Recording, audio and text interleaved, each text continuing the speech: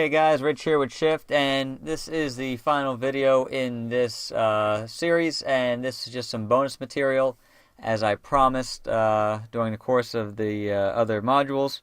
And I wanted to give you a quick calculation on how you can calculate what protein intake you should be taking in per day, some key balances to implement when you're creating your diet, and why calories are not the most important metric. Example of a 3,000 calorie empty diet, empty as far as nutrition, versus a 1,500 calorie diet with nutrient dense choices. So let me start with the protein calculation. And I pulled this from something that a manual that I wrote up for my quick start ketogenic lifestyle. But this can pertain to you even if you're not doing keto. And so what you want to do is just focus on this section right here. The rest of this, don't worry about it. I just wanted to pull this section out. And so basically it goes like this. So 1.2 grams of protein for every 2.2 pounds of desired body weight. So if you wanted to be 150 pounds, you would do the following calculations. Take the 150 pounds, which is your desired weight, divide that by 2.2. That equals 68, and you would times that by 1.2. That equals 81. So you would shoot for 81 grams of protein per day to accomplish the 150-pound goal. Keep in mind, you still need to be around the 30 net carbs as well, and that's for the keto end of things. But this calculation right here can help you decipher where you need to be as far as protein. As I mentioned, you do not want to overdo it with the protein, because if you overdo it with the protein, you get glyconeogenesis, which is when the body converts excess protein into sugar. And if you are trying to lose weight, burn fat, once sugar gets going in the body, you got insulin flowing in your body, and fat storage is going to begin, and fat burning will stop. So an excess amount of protein is a common mistake that people make, and something that can be avoided and will go a long way to help you in your fat loss goals if you can get that under control. Okay, so moving on to bonus material number 2, some key balances that you want to implement.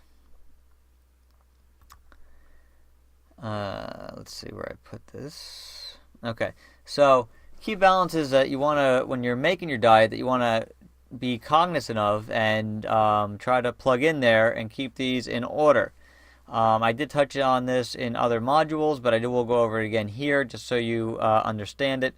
The potassium and sodium balance, very, very important for fluid regulation in the body. If you're suffering from swollen ankles, edema, or bloating, water retention of any sort, there's a good chance you got the sodium and potassium out of whack or inverted. Potassium and sodium needs to be in a 4-to-1 ratio, with potassium, the 4, and the sodium being the 1. This Western diet has this upside down where they're getting way more sodium than potassium, and it can cause all those problems I just talked about with the water retention. The other thing with the potassium deficiency, you could have all sorts of heartbeat arrhythmias, all sorts of things with the heart and things like that. So potassium is very, very important. Also helps you out in the gym, giving you energy and a little more vigor. So potassium is extremely important, and a lot of people are deficient in the potassium. Calcium and magnesium have a very important role together. These you want to try to get into a lockstep situation. When I say lockstep, I mean a 1-to-1 ratio. And this is huge for calcium absorption. Again, the Western diet, this U.S. diet, loaded with calcium and cheeses and fortified foods and all of that stuff, very deficient in magnesium, and people don't eat enough vegetables and things like that. So when you have no calcium absorption, calcium likes to start settling in all parts of the body, in your joints, in your arteries. It can cause a hardening of the arteries, arterial sclerosis, arthritis with the calcium in the joints, all over the place. And it's not getting absorbed into the bones like it's supposed to. It's getting into other places. On your teeth, you get calcification on your teeth. So it causes major problems. So you need this to be in a 1-to-1 ratio. The other one for calcium absorption that's very important is vitamin D.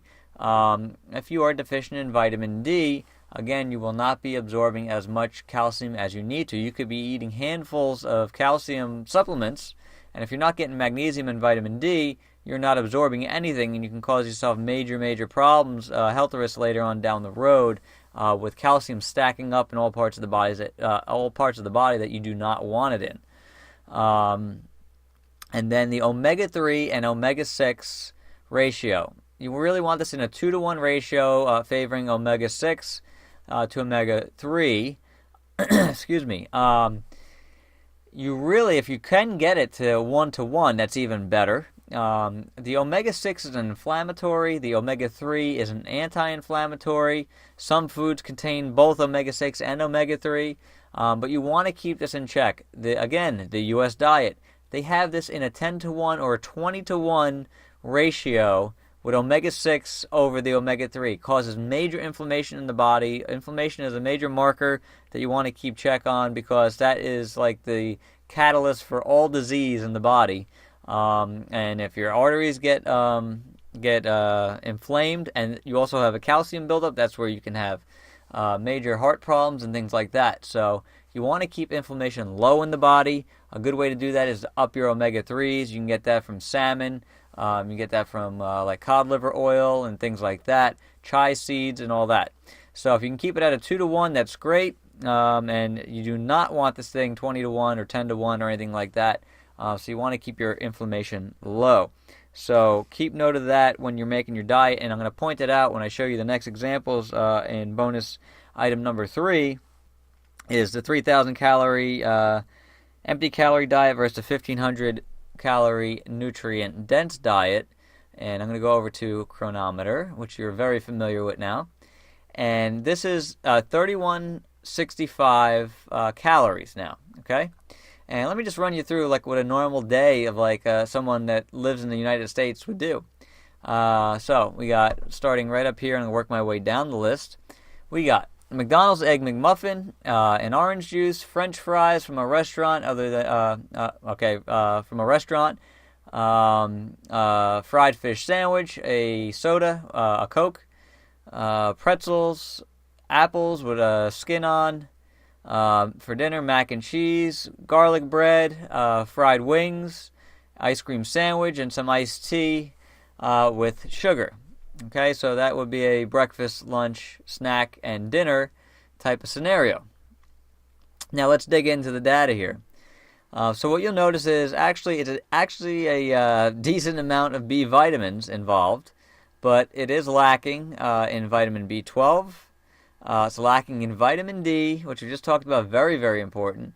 Lacking vitamin E, and lacking vitamin K. Has a fair share of calcium, guys, has 572, which is below what you need for the day, but when you look at it in relation to magnesium and vitamin D, there's no vitamin D, magnesium is terribly low, and calcium is high.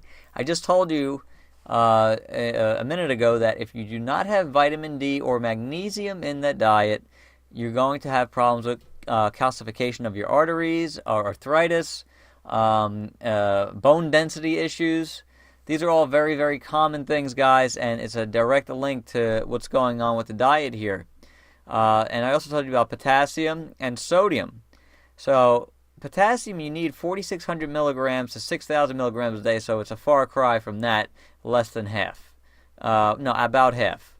And then the sodium is supposed to be this is supposed to be in a 4-to-1 ratio with potassium in the 4 and the sodium in the 1. This has it inverted, guys. 4,829 milligrams of sodium with this diet. So you're getting all sorts of water retention, bloating, edema, all these problems right here. You could have all sorts of, start getting heart arrhythmias, anything to do with the heart.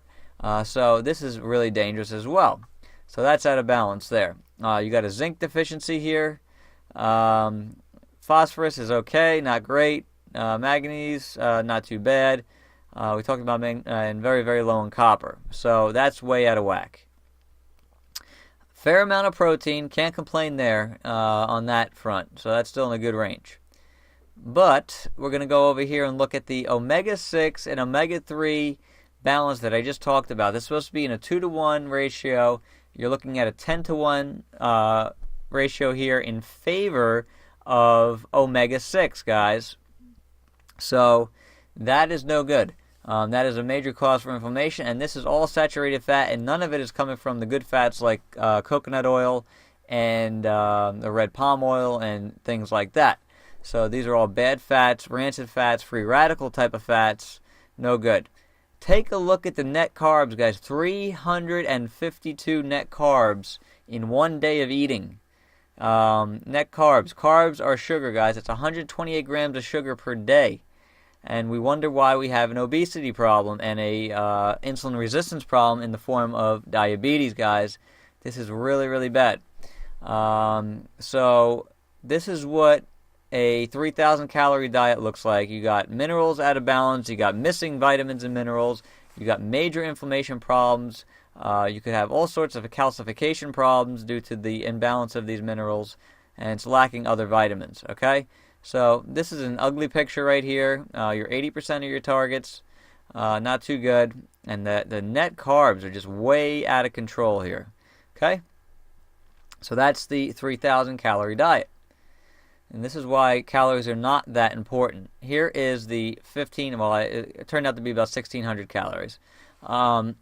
So this is what the day looks like. You can start with your bulletproof coffee in the morning. You have black coffee with grass-fed butter in it. Then for breakfast, you'll have an avocado. You'll have 2 eggs. You'll have some strawberries. Okay? Then for lunch, you're going to have some canned salmon and spinach. With some red palm oil and coconut oil.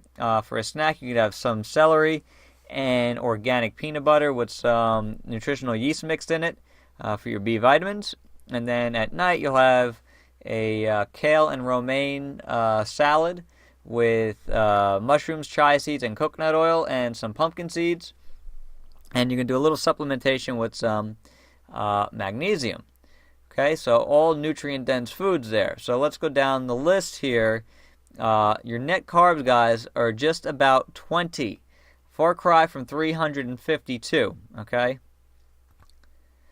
All right, so moving on here. Omega-3 and omega-6 balance. Look at this. Almost exactly a 1-to-1. This is perfect. You will not be having any inflammation with that going on. Now, there is some saturated fat, but it's coming from coconut oil and it's coming from red palm oil. This is no rancid oils. This is no free radical production. This is all awesome, very, very good oils for you. Protein, beautiful, 88, just under 100. Let's take a look at the balances. So we have calcium, and we have the magnesium. Okay, so you want these about in lockstep, 1-to-1.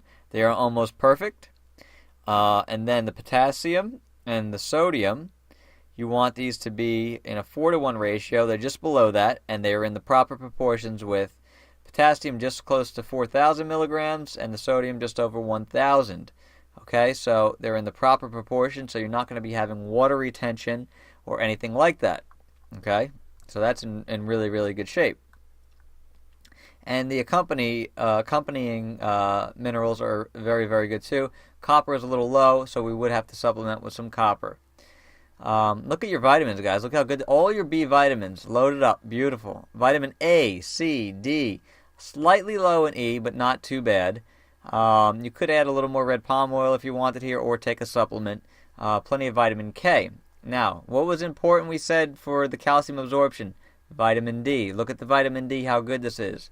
So you got all of these things working perfectly in 15 or 1,600 calories, guys, versus a 3,000 calorie diet where you have all those deficiencies in vitamins and minerals, everything in the wrong balances. This is how you should be eating, guys. This is why you should throw out the calorie count for now.